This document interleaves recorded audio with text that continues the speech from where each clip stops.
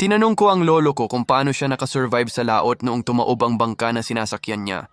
3 gabi siyang palutang-lutang sa dagat at nakakapit lang siya sa isang nakalutang na kahoy para hindi siya tuluyang malunod. Lolo, hindi ka ba inatake ng mga pating noong palutang-lutang ka sa dagat? Apo, noong lumubog ang bangka ko na sinasakyan ay maya-maya dumating na ang mga pating at paikot-ikot sila sa akin. Lalo ako natakot nang simula nilang sunggaban ng kahoy na aking sinasakyan para ako'y mahulog sa tubig.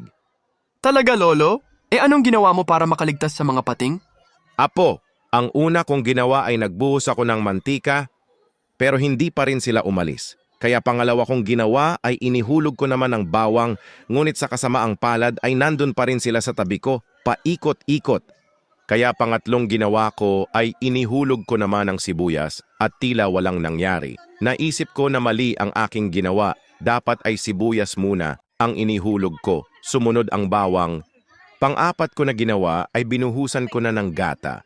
At pagkatapos ko maibuhos ang gata, ay nakaramdam ako saya dahil unti-unti na sila nawawala sa aking paligid.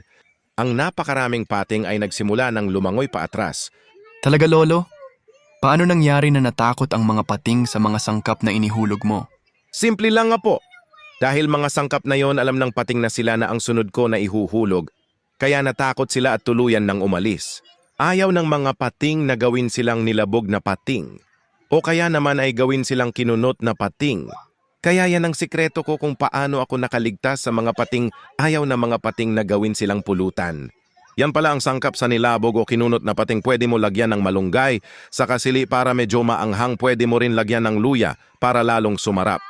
Kung meron kang natutunan sa ating menu, ay pa-like and share ng video na ito para marami ang makaligtas sa pating